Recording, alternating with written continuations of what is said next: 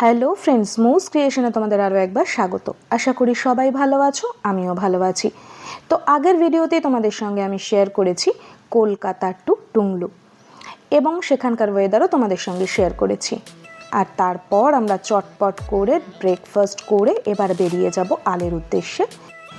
পথেই পড়বে Singalila national park, তারপরে পড়বে কালীপুখুরি, তারপরে পড়বে সান্দাকফু অ্যান্ড লাস্ট পড়বে আল। আলটা কিন্তু লাস্ট নয়, তারপরেও হচ্ছে ফালুট পর্যন্ত যাওয়া যায়, আর ফালুটটা আমরা কিন্তু করিনি এইবার।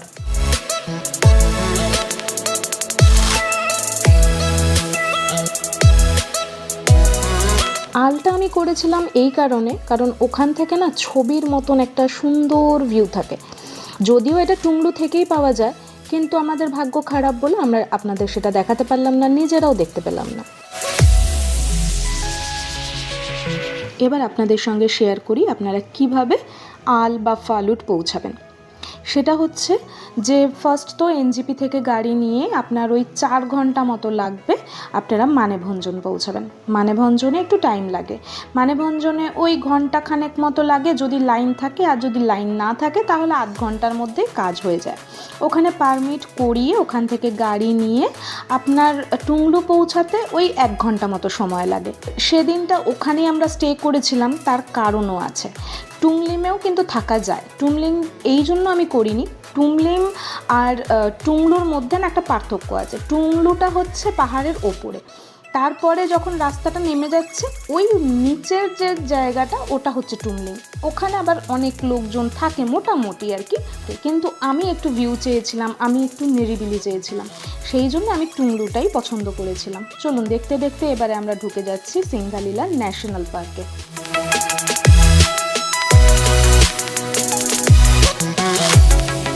এই ফরেস্টের কিন্তু একটা বিশেষত্ব আছে, এই ফরেস্টেই একমাত্র পাওয়া যায় রেড পান্ডা। তার সাথে অবশ্য লেপার্ড পাবেন, ব্ল্যাক প্যান্থার পাবেন, বিয়ার পাবেন। বিয়ার মানে আবার অন্য কিছু ভাববেন না, ভাল্লুক পাওয়া যায়।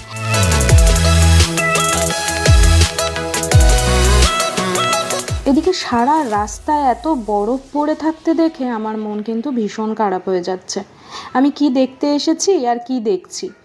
যদিও ওয়েদার তো আমাদের হাতে থাকে না, আর পাহাড়ের ওয়েদার তখন চেঞ্জ হয়ে যায়, সেখানে কারোর কিছু করার থাকে না। আর তখনই মনকে বোঝাচ্ছি সব ঠিক হবে, সব ভালো হবে, গপু আছে তো, সবটা দেখে নেবে।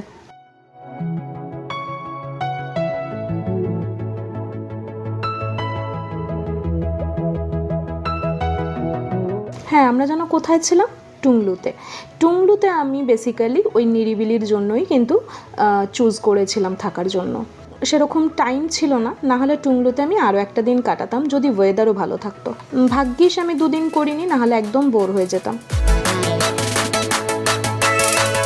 টুংলু থেকে সান্দাকফুর দূরত্ব ওই 22 কিলোমিটারের মতো, আর সময় লাগবে প্রায় 6 ঘন্টা। এই জন্যই ড্রাইভাররা সব সময় সকাল সকাল বেরোতে বলে, কারণ রাস্তা কিন্তু প্রচণ্ড খারাপ।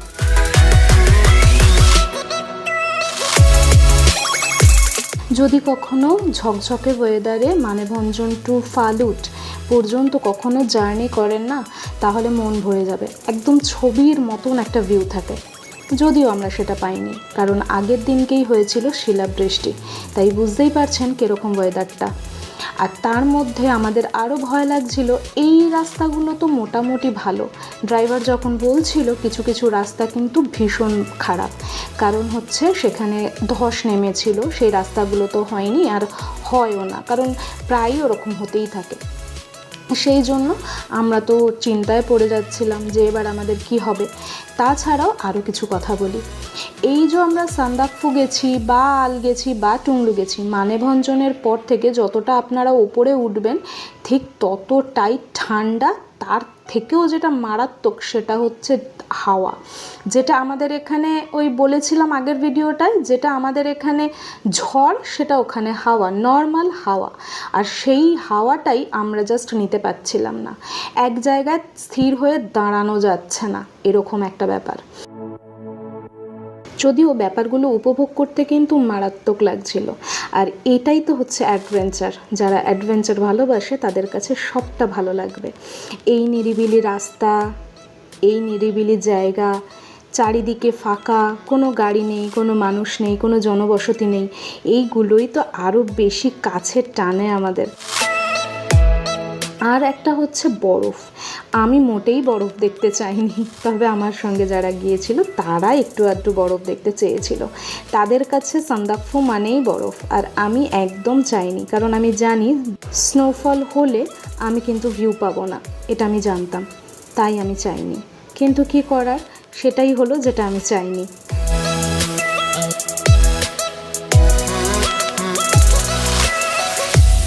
আরও একটা জিনিস আপনাদের সঙ্গে শেয়ার করি। এই সান্দাকফু আসার পেছনেও কিন্তু ছিল একটা ভীষণ ইন্টারেস্টিং গল্প, সেটা আপনাদের সঙ্গে আজকে শেয়ার করব।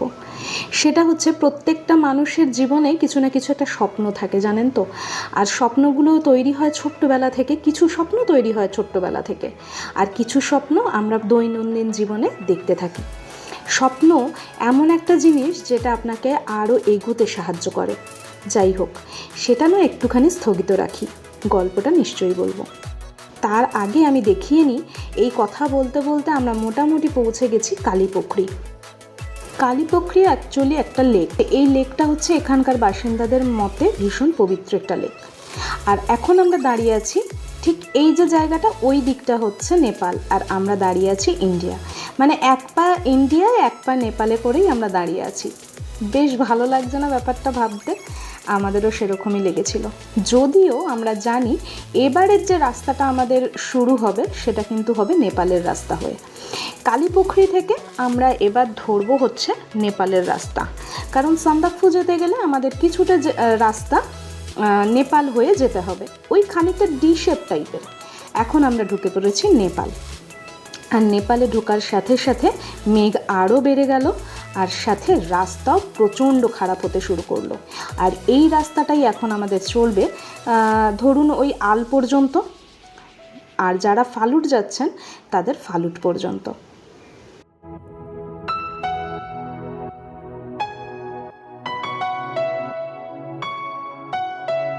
তো চলুন এবার সেই স্বপ্নে ফিরে যাওয়া যাক। অ্যাকচুয়ালি আমি ছোটোবেলা থেকে আমার বাবার মুখে একটা গল্প শুনতাম, একটা ঘুরতে যাওয়ার গল্প। আমার বাবা 1984-এ একবার সান্দাকফু এসেছিল। তখন বাবার বয়স কম, তখন বাবা ট্রেকিং করে এসেছিল। তখন এত রাস্তাঘাট অতটাও ছিল না। তো যখন কিছু থাকে না, আর প্রথমবার ট্রেকিং করার যে মজা, বা প্রথমবার বরফ দেখা, প্রথমবার পাহাড়ে ওঠার যে মজা, সেটা বাবা কিন্তু কোনো দিন ভোলেনি, আজও ভোলেনি। বাবা এখনও সান্দাকফুর নাম করলেও কিন্তু বাবার স্বপ্নের মতন করে পুরোটা মনে হচ্ছে যেন কালকেই ঘুরে এসছে আর আমাদের গল্প করছে।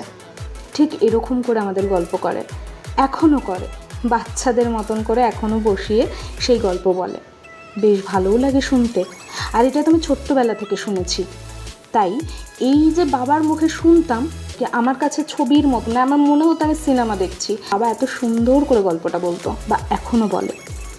তো সেই স্বপ্নটা না আমার কাছে কোথাও না কোথাও ভীষণভাবে গেঁথে গিয়েছিল, তাই সান্দাকফু আসা। আর তাই করতে করতে কিন্তু সত্যিই আমরা পৌঁছে গেছি সান্দাকফু। সান্দাকফুতে বেশিক্ষণ আমরা থাকবো না, এখানে একটু কফি, একটু মোমো খেয়েই আমরা বেরিয়ে পড়বো আলের উদ্দেশ্যে। তো চলুন একবার এই ক্যাফেটা আপনাদের সঙ্গে শেয়ার করে নিই।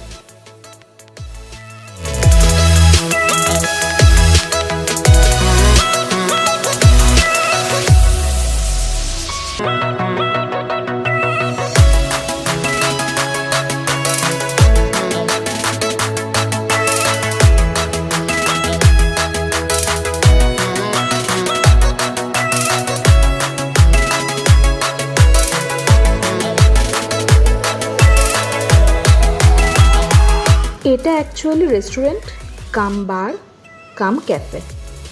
তো এখানে আপনারা মোমো, চা, কফি সবই পাবেন। তার সাথে পাবেন শরীর গরম করার জন্য ওয়াইনও।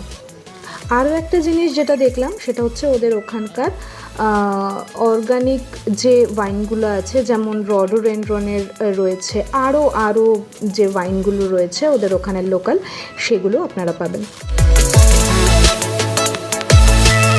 আমরা শুধু কফি খেয়েছি, মোমো খেয়েছি, দেন ওখান থেকে বেরিয়ে এসেছি। কিন্তু ক্যাফেটা ছিল সত্যিই ভীষণ সুন্দর, আর ওখানে এত ঠান্ডা পড়ে সেই জন্যই বোধহয় এগুলো ওখানে রাখা হয়েছে।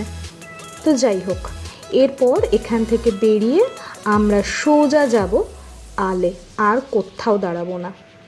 তাহলে চলুন, আপনাদের সঙ্গে আবার দেখা হচ্ছে আলে গিয়ে।